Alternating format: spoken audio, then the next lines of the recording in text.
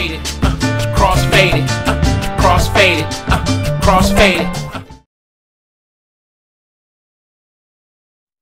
So we are going into our leftover subject from last week. And this was the week before last, the gay rappers in hip hop. We still have our main subject to tackle, so I'm not going to spend a lot of time on this. And but they tuned in for this. Remember, like I thought you were going to be talking about gay rappers. What happened? Yeah, I know, right? Like I'm going to have to get them this segment, and so they can know we did finally get to it. Last show was really good, and it was high spirited, and we had a lot of fun. But are we talking just gay rappers or LBQQP? We talking about actual gay rappers in the game, guys like girls like young MA, which is a female. Young MA, she's a female lesbian rapper and very proud lesbian. She's got a really big song that charted and made some very critical attention in the game. Wow. That's that song that ooh. So I had to play it for you because I don't know it. Yeah, I don't get out much. yeah, and she almost garnered a little deal from Hennessy with that song. Oh, really? Almost, but not quite. No, sir. No. Nope. Then you got like the guy, which I'm sure you have heard about, the brother. What is his name? Little Nas X. Little Nas X. He's the guy that came out with the shoes that with the blood in the blood in the soul. Yep, and then he's got the video where he's twerking and dancing on the devil's lap, and people got a lot of free time on their hands. Yeah. You got him, and then there's just other rappers that are in the game with the same lifestyle. I got a picture of Young Thug pulled up on here, and he's one of the first rappers to. It's not clear, but he's one of the first rappers to wear a dress on the cover of his album. Look at those legs! Look at those legs! This picture I got of him now, he's got the red lipstick on and blue eyeshadow, and and then he made a comment about a friend from the hood about how they was in love, homeboys in love, and something like that, man. But I guess, man, if I as a look at this as an MC, what I wanted to say is, putting aside their sexual references and preferences, does it hurt the game? I think it's a matter of how you look at it. Right. I think if from a pure position, from like the early, right. They were all guys. They were all straight. Yeah, and it was like heavily, masculated. Not masculated, but masculine. Yes. And hip hop in its early years was just really hardcore street, thuggish, pure thuggery. That's going back to when hip hop starts, and I'll say, and I'll say when it transcends into more gangster edged hip hop, you're gonna have a negative outlook on gay rappers in the game because your hip hop and your era consisted of a very prudent masculine flair, Sugar Hill Gang, and my hip hop, lives in that time too. But y'all transcended that. I'm an early millennial, right? So to the next level. Right. So we, I also get to experience, in my lifetime, I get to have like full-fledged experience of the 80s. Because I grow up in them, and then I get the full-fledged experience of the new era hip hop coming in the 90s, where it still was masculine, but it began to be more message prone, you know, like TLC and them, you know, telling you to wear condoms and you know, stuff like that. Don't go chasing waterfalls. Yeah, you know, and TLC is not hip hop, but they were in the 90s. They were partly hip hop. Yeah, man. Hip hop in their songs. Like in the 90s, yeah, they were a big part of the message of hip hop, especially when it came to how they dressed.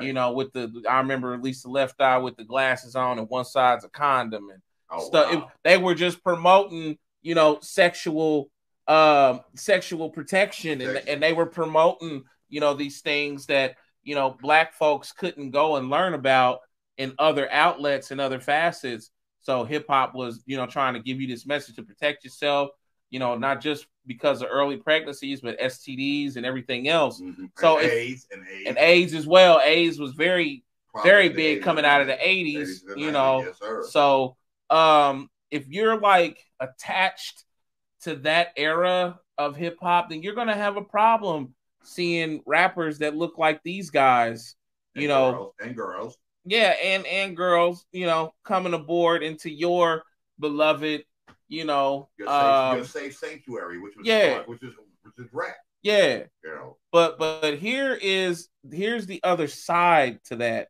The other side to that you have to realize is everything evolves and everything grows, okay? Yes, so that's right. And when it came to hip hop has always been something that has been in the forefront. Yes, and it came and just took over in herds. It took over, you know, Asian culture, and they began to emulate hip hop. And to this day, when you go to Asia, like they listening to 90s hip hop over there, you know, 80s hip hop and 90s hip hop. That's where their awareness is. Like when you go to Asia and them, they don't know, you know, most of them don't know Young M.A. They don't know this little guy, Lil Nas X. No, they not up. They know the old school. When I went to Europe and when I was walking through the streets in Amsterdam, I remember I stayed on the street in Amsterdam. Was called Hammerstraat. Hammerstraat. That's the red light district. No, not far from it. But what's the language? It's Dutch. That's Dutch. Yeah. So and on my street, I stayed because I was in there for about a week and some change. I stayed in a building that was on top of a convenience store, and this convenience store was just wonderful, man. It sold breakfast, and they made orange juice from scratch every day. Like it was it was orange juice unlike any orange juice I ever had in the States. It was amazing, and man, to give you a clear cup, and it was perfect. But you walk down the street, and I would get out for the day and walk down Hammerstraat, and all the bars and all the places just hip hop. I'm hearing Biggie Smalls. Wow. I'm hearing Tupac. Wow. I'm hearing Wu-Tang. Like this was the stuff I was hearing as I walked down the streets, and at a place where you never thought you would hear something. That's right. Like that. That's right. You know, this is all the way on the other side of this is the other side of the water right here. On the side of the world. That's right. You know, and that's what they played, and those are considered the staples of what they know when it comes to hip hop culture. They play that music as if it is in top 10 rotation today. Wow. That's how they was playing it everywhere I went. Even when I went to the mall, by the way, when you go to the mall in Amsterdam, you have to pay to use the bathroom. Yeah, you literally have quarters in a dispenser in the door. It used to be the old days out here. Yeah, and not quarters, but their currency. Yeah, the Dutch equivalent. Yeah, the Dutch. Yeah, their currency shares. Some of their currency shares copper and the not silver, but the other material that looks like silver, that when they stopped doing silver prints, they made the nickel or whatever that is. Their currency is like a combination of both. Some of them coins, and you walk into the bathroom and you have to put that before you open the stall door. You can't go under, you can't go over. That's right. That's right. So, but yeah, you could be in the mall and that's what you hearing. You hearing Wu-Tang, Biggie Smalls. I just remember hearing that, you know, a lot of places I went, like they was banging the hell out of Biggie, man. Biggie, so yeah, and it was crazy, you know. So, but if you come from that era of hip hop, and you really have an issue with integration, you're going to struggle with accepting these new guys, and not just these new guys, but guys that favor that lifestyle, the alternative lifestyle. What I will say is that hip hop, it's grown beyond us. It's something that was created in a climate of desperation, out of where my man right here that sits in front of you is from. Yes, New York City, Cedric Street. Like in a time where kids, when they walk down these streets, it was desolate. It was buildings that were down to rubble. Broken glass. Kids were literally, that was their playgrounds. Like kids was going outside, playing in rubble, like broke, like busted down buildings. That was kids. Glass. Yeah, that was their playground. Yeah. And I understand, coming and living in those conditions, and hip hop being the tool that was like a motivating force in your life. And also a tool that provided you lessons of survival. Yes. But don't be mistaken. This is a whole nother, when you talking about gays and lesbians and hip hop, this is a whole nother community of people that are deprived, that are oppressed. That's what rap is about. Giving that's what rap has done. And that wraps it around. That makes it full circle. Yes. That's what rap has done. It's liberated. Give a voice people to the downtrodden. Give that's a voice right. To the ones that. That's right. In fact, there's a girl right now. She's coming big. She's 16 years old. She's in India. She's in Mumbai. I don't know if you heard about this girl. This girl is tight. She's 16. She's a rapper. You should hear it. She got rhymes and she rapping it in the Mumbai language. I heard it the other day. I was like, wow. And she was coming up strong. And she said, I love rap because rap gives me a voice, because I live in a hut that's put together a plastic tarp and a mud roof. And, this is my way, to get my message out, because the rap is the voice of the downtrodden, of the ones that suffering injustices. And I stood up and I gave her an applause. I said, this girl at 16, and of course she's in India, which is a heavily caste society. So her neighbors and stuff are yelling at her parents, don't let her do that. It's devil, it's this, it's that, it's not, But she's just trying to find a way to get her voice heard and to get herself out the slums of Mumbai, And if you ever get a chance, I wish I knew her name. I just heard her in passing, but she was rapping hard. I didn't know what she was rapping about. But you hear her bars were tight. She kept it at the level, kept it with the round. It was excellent. It was nice to hear. I mean, I hear raps from around the world, Israel, Africa, and stuff. But Mumbai is coming. Yeah, Mumbai is coming. But it's all about the injustice. Why do we have to live in mud huts? Why we got to be trapped in the caste system? Yeah. And I took my hat off. Keep rapping, young girl. You keep rapping.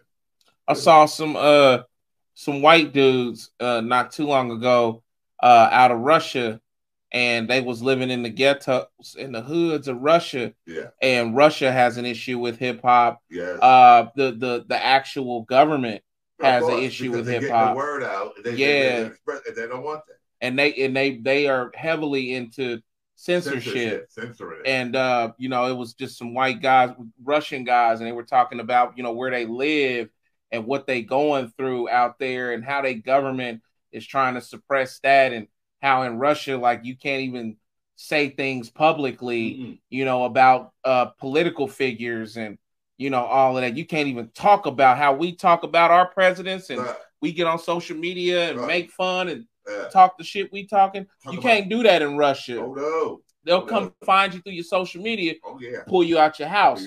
You know where else that's like? It's like that is it China? Yes. You can't do that talking about, is it Kim Jong-un? No. You can't talk about him like that. That's North Korea. They'll come pull you out your house. Kim Jong-un is North Korea. Oh, okay. He's Korea? Yeah. Okay. She is China. Yeah. Who? She. His name is She. Okay. Yeah, China, but it's the same thing. Well, Kim Jong-un has the same government style, though, right? Yeah. Yeah, I saw footage of same oppressive government style. I saw footage of folks that was on the streets in Korea, and there was like American CNN newscasters, and I guess they wanted these people to make a comment, and they were stopping people. They ran for the cameras. Some people, most of them did, but then some people stopped, And then like the police, they were like police equivalent, like military. They was like, it's against the law for you to talk on camera. Right. You can't, and the people had to go. And then they told the camera people they can't talk to you on camera without permission. They control every level of life in these other countries. So these youngsters, they see us on TV and on social media, and we look like this, and we rapping, and we telling our stresses, and we telling about the things we want to make us free, and we living in some of our freedoms as well, and we pointing out injustices, and we pointing out injustices. So then those folks get motivated because of their fatigue, being tired of being silenced and controlled. You know what I mean? That's what happened with the Arab Spring. Once one country started, it started on that. It everybody else. You see how rap is a tool for that.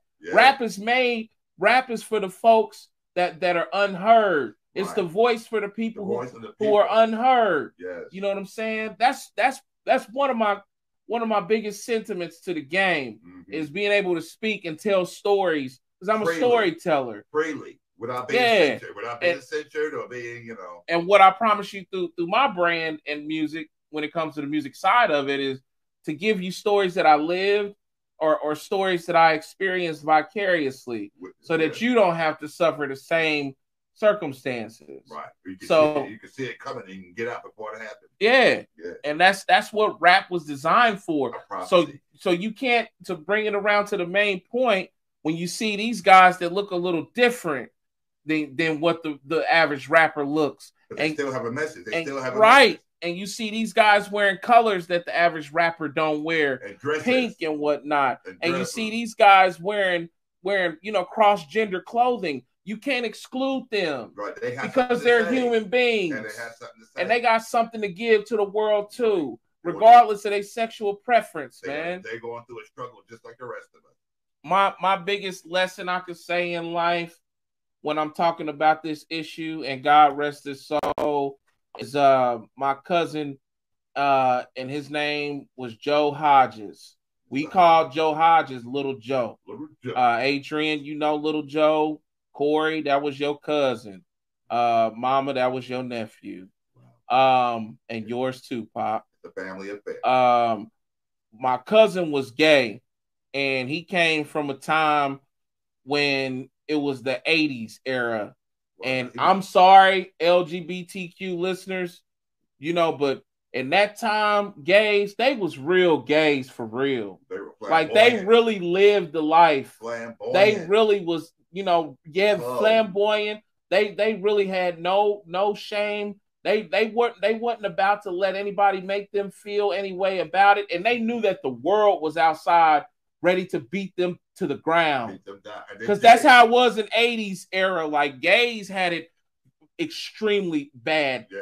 If you want to talk about today, because sometimes the LGBTQ community pisses me off, because they've made extreme progress, and you got an entire culture of blacks that haven't made close to a third or a fraction of the progress that you've made, because of your abilities to come together and band together against whatever circumstances.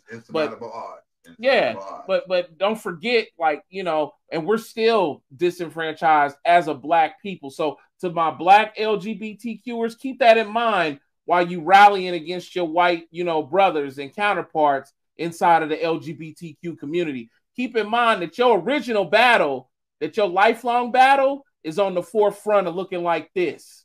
Not on the gay shit. You know what I mean? But first, this your first battle, because you live and die with this. Right. You can hide sexual orientation. You can take the dress off and the makeup off. You can put a suit on and they'll never know. Mm-hmm. That's how most of the gays lived in the 50s when you was vilified for being gay. Right. White men was gay, like white men like FDR. Yeah. That ran the FBI. They like to keep his name on the building, but he was a in the closet like homosexual. Lyndon Johnson, the president. Lyndon B. Johnson as well. Yeah, do your research. Did his best to support every gay activist, because he was fighting against himself. Mm-hmm. He was a cross dresser and a whole thing. Yep. You know? That's why Lyndon B didn't want to do another 4. Yep. That's one of the reasons. And not to mention the dangers of witnessing, like, you know, his predecessor be, you know, gunned down in broad daylight in front of the world. So, you know, Lyndon B had a lot to hide. But like I said, FDR, he was a proud homosexual when he was with him and his guy. You know, yeah, study that. Like, you know, that's the 50s. So when you get into the 80s, it was real. Like gay dudes was getting their heads really knocked off after clubs and really getting stomped and really getting beat into the ground. And it wasn't no cops or reporters or facets that really cared to voice their stories because they was gay. Right. And then if they was black and gay, you was even less significant.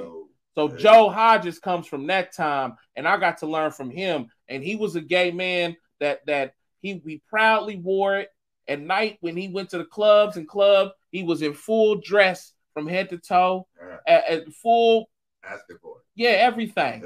That was with his pack of guys, and they went out like that. Mm-hmm. They lived it, and he died from AIDS. Yeah. So he lived and died by it. Yeah. You know. So I thank God I got to learn from him before seeing how culture has presented the new and present, you know, version of the LGBTQ or gay community. I don't knock you guys, you know, except for in the instance of thinking that, you know, your struggle is more important than a struggle of an entire culture when you're dealing with blacks. Right. that still suffer from plus years. That still suffer from post slavery conditions, you know. But I don't knock you guys, but for nothing but that. But when it comes to the hip hop, I share the platform with you, and you should be able to get your word out. You should be able to just like I do. Yeah. And you can thank Joe Hodges for that because he was my teacher in this subject in this area. Hey, and I remember growing up in New York, there was a thing where the cops busted into a gay bar. That was the old thing that set off the whole community in New York. That we knew there was an LGBTQ community, and the cops, you know, because these were all Irish cops. The first thing they don't mind doing is busting some heads because that's what they were trained to do. Yeah. And they broke into this. They went into this gay bar, but it was in Lower Manhattan. I forget the name of the bar, but and busted a bunch of gay people, and it made national news. You know, and that's when they came out, and that's when they got a permanent fixture in New York City. You know, yeah, you know, man, look at that. You know, like back in the 70s, 70 something.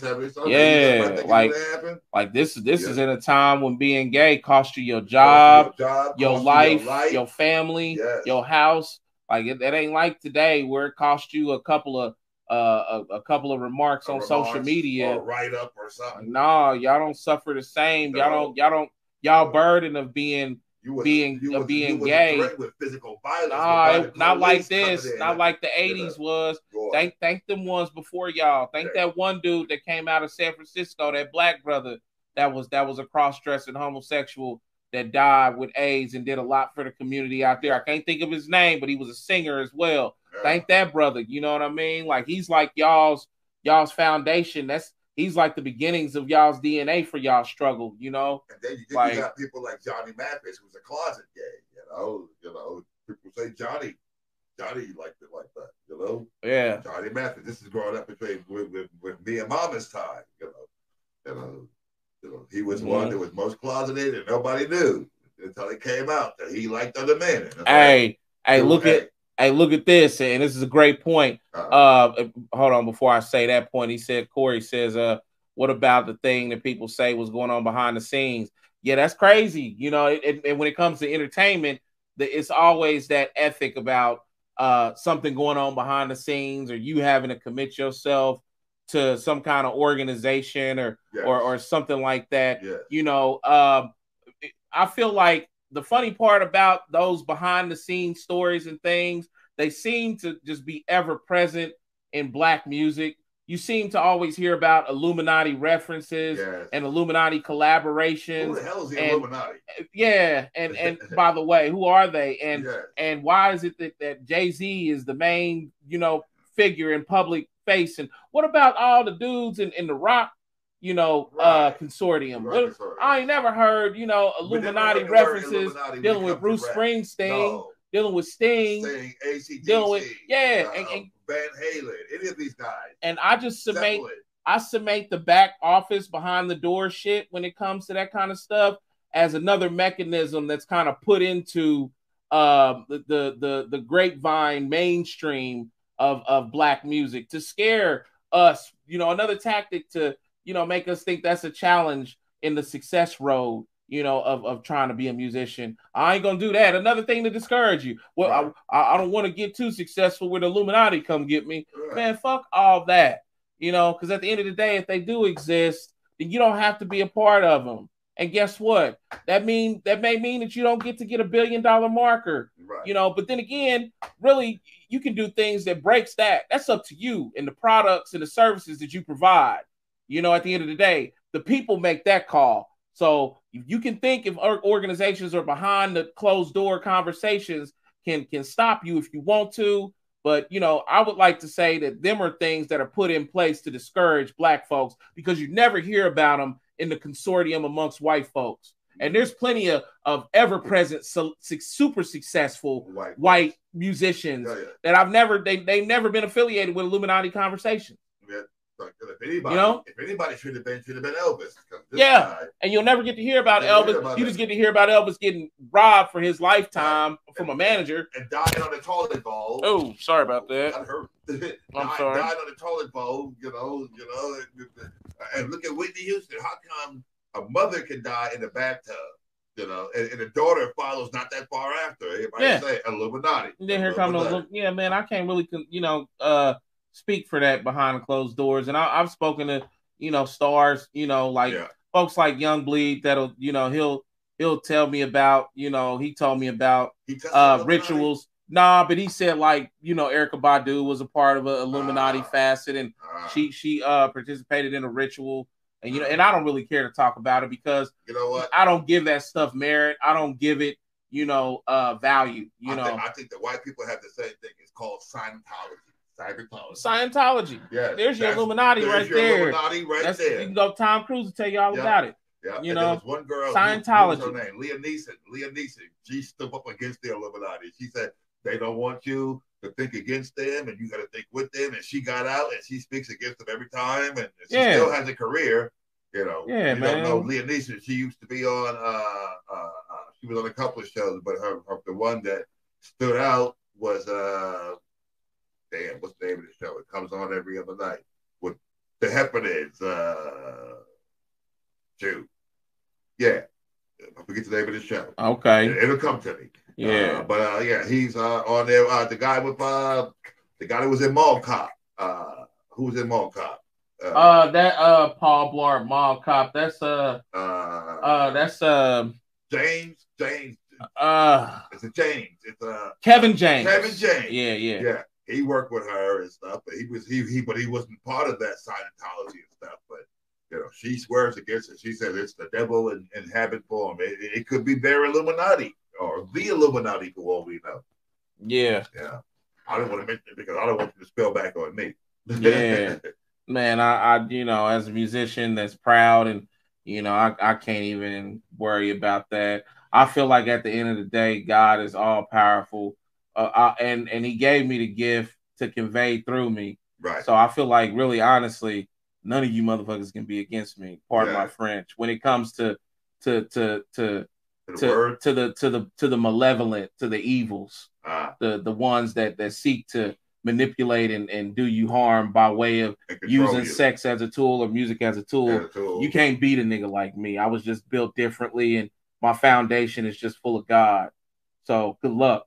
Yeah. That's how I feel about that. But another good point Corey Roswell made is Luther Vandross was gay. Yeah, Luther Vandross dealt with all kind of criticisms, and I remember that growing up. Yeah, and just like them. And then I remember he said, "Well, he used to be a big guy. He's lost stupid Then the weight. I was just about to say the weight. Yes. Yeah, man. Yes. So he was a big Kentucky Fried Chicken eating super good, and now he's skinny as hell. Luther, and if Luther was, bless his soul, because he's gone. He never said nothing. Nope. He never gave his life to the public. If that's how he lived, he never saw him with no other guy in public. Nope. He did. He died with it. Yeah. So you LGBTQers got some folks that did a whole hell of a lot of pavement laying for you. And they laid a lot of grounds for you. Go back. There's one, but growing up in the 50s and 60s during our mama's era, a lot of the guys were on the down low. Shelman Hensley, Mr. George Jefferson. Oh yeah, I heard about him. Yeah. He was on the down low. Yeah. See? Yeah. So that's George Jefferson. George Jefferson. It's been going on since we were sitting there watching these guys and didn't even know. We watched Jefferson and thought we were moving on up, but my man was moving on up in another way. You know? That's in that time where they had to suppress it. Yeah. If it came out he was gay, think about it. His character was one that was a rude, crude, and very masculine. The George Jefferson character starts on anti-white. Yep, because his character is a spinoff of Archie Bunker. All my family, all the family, all in the family, all of the family. So and he's this extra masculine black entrepreneur. Yeah. And what do you own? The cleaners? He owned the cleaners. Yeah. So he's successful. He was one step above. Bunker was a worker. He worked at the dock, but this guy was graduated up and owned his own string of cleaners. Yeah. He come around Archie Bunker to remind him that I'm doing better than you as a black man. And that was their whole thing between their character. So then the spinoff comes, and then you got him as George Jefferson. Yeah. And think about if it comes out that he's gay, how that would just decimate that show. It would have. So these guys didn't say nothing back then, and they carried it with them. And they called it the down low. Yeah, and then like my man A-Dog said, Teddy Pendergrass. Yes, sir. Yes, sir. Got caught, rolling a Rolls Royce with a transvestite in the car. Yeah. Yes. Yeah. So real talk, man. Man, I got a little comment for the Michael H guy. He says, nearly forgot about that show, hitting every possible stereotype. Let me tell you something, Michael H. I hope you're still listening. You're I'm sure, standard white man. You're in the pool of blackness, which is a dark territory for you. Obviously, you probably haven't educated yourself or surrounded yourself around enough individuals to really help you with understanding black culture.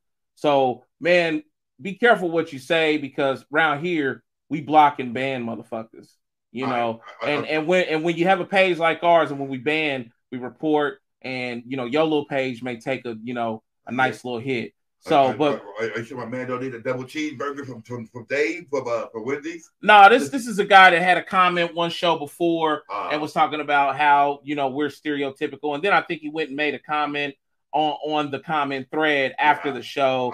And the thing is, you get white folks like him that when they see and hear blackness, they're apprehensive, and they don't really understand the mechanics of it. They don't understand what we have to deal with and what we have to survive being black in this country that still exists to this day in all echelons of life, whether it's just living, whether it's work life, whether it's public life, socially. He has no idea. No. So he's one of those goofy white motherfuckers that like to come on here and leave a little comment about stereotypes. And thanks for watching, though, because it says a lot that you came back another week. And even though you're still talking the same garbage, I'm glad you're here. Because maybe this is the one place that you could draw from to get you some kind of education or get you some kind of awareness of what it is when interacting with black folks. Because obviously you haven't had a lot. You probably grew up in a place where you only had one black friend or none at all. So stick around, man, and get your notebook pad and a pencil out. And hopefully we can help you out. But what I don't want to do is end up cussing your ass out, because we don't let folks disrespect the platform and disrespect the information that we bring. We bring information that's helpful to our community. That's rappers, artists alike, and black folks. So, but again, thanks for showing up, man. Stick around. Might learn something. Yeah, hope you do.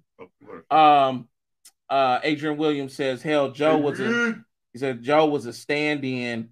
He was a stand-in in the Michael Jackson Thriller video." Oh. Joe was? Joe Jackson? Joe, my cousin Joe, Little Joe. Little Joe, really? One cool ass dude. R.I.P. Joe.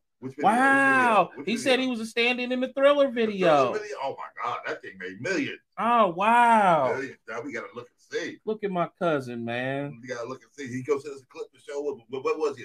He can't send me no clips, but I would have to holler at Adrian and then Maybe we'll watch the video together if Adrian knows. But and point him out. Yeah, man, I need that. I bet he's one of them dancing skeletons in the video. I bet one of them skeletons. I wonder. He was skeleton number 3 on from the right. that's my cousin, man. Wow. Shout out to him, man. Wow. Is he still alive? No, he passed from AIDS. That's right. He died from HIV. Yeah. Wow. He was HIV positive. He didn't have full-blown AIDS. He was HIV positive. To touch the greatness of this Michael Jackson would have been a video. It's crazy. A video that's going to last. Nobody ever told me that, A-Dog. Wow. Like, I didn't know that. That's crazy. Wow. My cousin was in the Michael Jackson Thriller video. And you went to the show when it came to town. I did. I was a kid. I went to MSA. I was probably about 11 years old. Who took you? Mom took you? My grandmother. Grandma.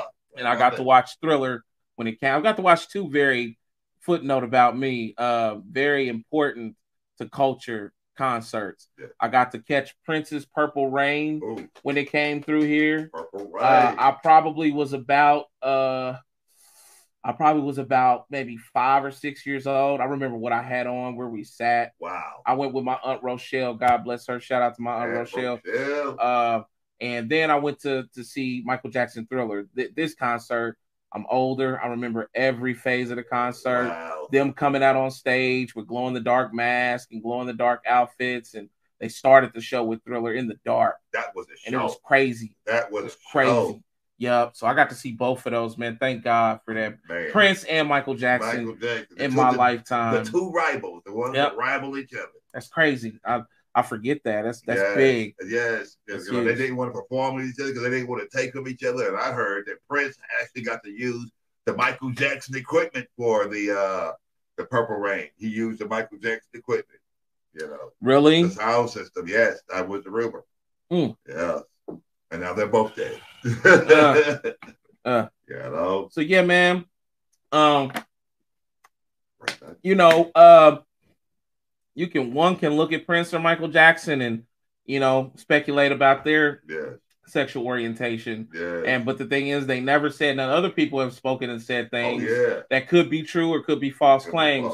But they never, and they were in the androgynous way of dressing and presentation. Androgyny is the long hair, like back when in the Minnesota Sound time frame, guys like Mickey Free and all them guys wearing long curly hair and makeup, and they was with that, Mike and Prince, and so a lot can be asked or said about their culture, but they carried that with them, and they didn't, I thank God that other people can get into the game and speak their truth.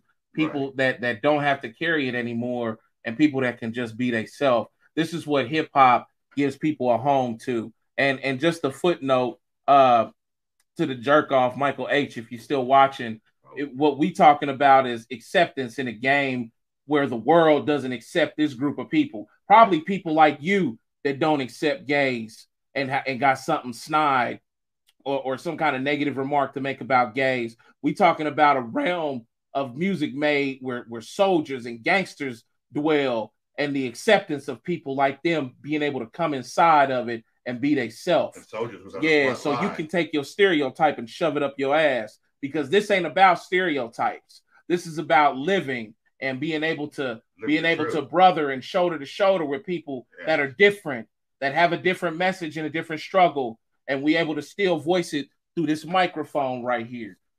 Yeah, that's another lesson for you. So I thank God that they, are able to come here, and I don't provide any criticism to them. No. I may not be big fans of their music or fans at all of some of them, but I am fans. They have the right. You're a fan because they have. But I am a fan of their courage. And I'm a fan of today's today's format of acceptance. Mm-hmm. So yeah, and that's what I think everybody being smart should take the position on, gay rappers coming into the culture. Don't be surprised. There's been gay and lesbianism across all of these music genres. Of course. You just don't know it. You just don't know it. Yeah. CrossFaded, CrossFaded, CrossFaded, CrossFaded.